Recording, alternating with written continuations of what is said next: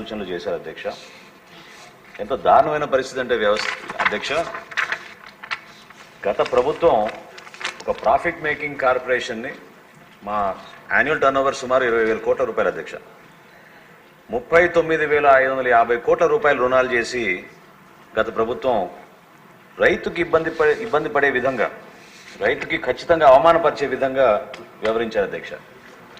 ఈ 39,550 కోట్ల రూపాయల్లో కొన్ని స్టాచ్యుటరీ పేమెంట్స్ మేము చేయాల్సి వస్తే ఒక 2,000 కోట్ల రూపాయలు బ్యాంక్ ఆఫ్ బరోడాకి రాగానే ముఖ్యమంత్రి గారి దృష్టికి తీసుకొస్తే దాన్ని ఇమ్మీడియట్గా ప్రభుత్వం నుంచి చెల్లించడం జరిగింది అధ్యక్ష. ఈ రోజున్న ఆర్థిక పరిస్థితుల్లో గౌరవ సభ్యులందరికీ కూడా ముందుగా నేను మాటిస్తున్నాను. ఎందుకంటే మన ప్రభుత్వంలో రైతే రాజు. ఎట్టి పరిస్థితుల్లో కూడా రైతుకి ఆ గౌరవం దక్కే విధంగా, రైతుతో పాటు ఎవరైతే కౌలు రైతులు మన రాష్ట్రంలో అధిక శాతం వ్యవసాయం చేసుకుంటున్నారో, కష్టపడి అనేక కుటుంబాలు దానిపైన ఆధారపడి ఉన్నాయో, వ్యవసాయ రంగాన్ని కాపాడడానికి కోసం 100% మా శాఖ నుంచి వాళ్ళకి అండగా నిలబడి త్వరగానే, ఎంత త్వరగా వీలైతే అంత త్వరగా నేను మీకు మాటిస్తున్నాను, ఈ 674 కోట్ల రూపాయలు కూడా 10 రోజుల్లోపే మాకు వీలైతే ప్రతి ఒక్కరికి కూడా రైతుకి ఈ నిధులు అందించే విధంగా మేము అన్ని విధాలుగా చర్యలు తీసుకుంటామని మాటిస్తున్నాం అధ్యక్ష. అదేవిధంగా గతంలో ఉన్న రైతు భరోసా కేంద్రాలను ఇప్పుడు రైతు సహాయ కేంద్రాలుగా మార్చాం అధ్యక్ష. ఈ కొనుగోలు విషయంలో ఎక్కడ కూడా పొరపాటు జరగకుండా ఒక కన్సల్టెన్సీ టెక్నాలజీని ఉపయోగించుకునే విధంగా టీసీఎస్ ద్వారా పారదర్శకంగా, ఖచ్చితంగా ఇందాక సత్యనందరావు గారు అన్నట్టు మండలాలు దాటి వెళ్ళిపోతున్నప్పుడు రైతుకి చాలా ఇబ్బంది కలుగుతుంది అధ్యక్ష. ఆ మార్పు అనేది మీకు ఖరీఫ్ సీజన్ కల్లా 100% ప్రతి రైతు కూడా సంతోషంగా ఉండేటట్టు మేము ఆ చర్యలు తీసుకుంటామని మీకు మాటిస్తున్నాం అధ్యక్ష. తేమ శాతం విషయంలో కానివ్వండి, లేదా అక్కడ సిబ్బంది సరైన రీతిలో స్పందించకపోవడం, ఆ విషయాలు కూడా మా దృష్టికి వచ్చినాయి అధ్యక్ష.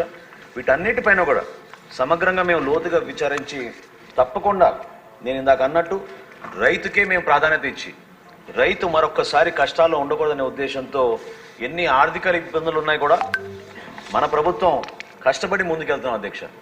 మొన్న తూర్పుగోదావరి జిల్లాలో కాకినాడలో పర్యటించినప్పుడు కూడా నేను మాటిచ్చాను అధ్యక్ష. చాలామంది కౌలు రైతులు అడిగినప్పుడు మొట్టమొదటిసారి ఒక గుడ్ విల్ జెస్చర్గా మా కార్పొరేషన్ తరఫు నుంచి మేము టార్పాలిన్స్ కూడా మొట్టమొదటిసారి రైతులకి మేము ఉచితంగా సరఫరా చేయడానికి ఒక ట్రయల్ బేసిస్ మీద ప్రారంభిస్తాం.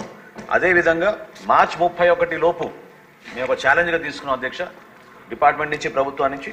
మార్చి 31 లోపు ఎట్టి పరిస్థితుల్లో కూడా ఈ 39,550 కోట్ల రూపాయల రుణాలని మేము 10,000 కోట్లు మేము చెల్లించేటట్టు మేము ఆ కార్పొరేషన్ నుంచి చర్యలు తీసుకుని తప్పకుండా రైతులకు అండగా నిలబడతామని మీ అందరికీ కూడా గౌరవ సభ్యులు తెలుపుకుంటూ, వాళ్ళు ఇచ్చిన సలహాలు తప్పకుండా మేము నోట్ చేసుకున్నాం అధ్యక్ష. ఖచ్చితంగా ట్రాన్స్పరెంట్గా ఒక అద్భుతమైన కార్యక్రమాన్ని రైతు కోసం, అదేవిధంగా వినియోగదారుడి కోసం అన్ని విధాలుగా మేలైన సరఫరా చేసేటట్టు మేము తప్పకుండా చర్యలు తీసుకుంటామని మీ ద్వారా తెలుపుతున్నాను అధ్యక్ష. క్వశ్చన్ నెంబర్ 109 మౌలిక సదుపాయాలు మంత్రి గారు.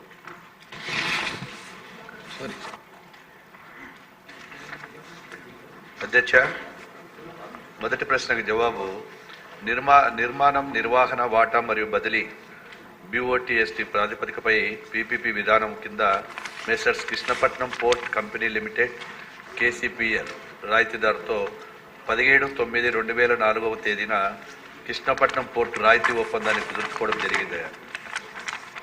జరిగిందయా.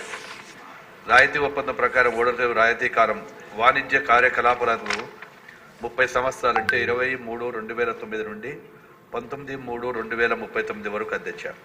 వాణిజ్య కార్యకలాపాలలో 23/2009 తేదీన ప్రారంభమయ్యాయి. అందువలన ఒప్పంద కాలం 19/3/2039 వరకు ఉంది అధ్యక్ష.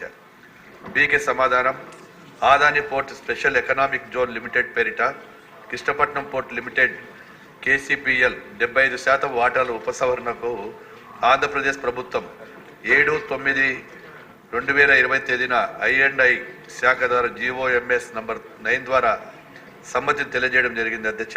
వాటాల వివరాలకి ఉన్నాయి అధ్యక్ష.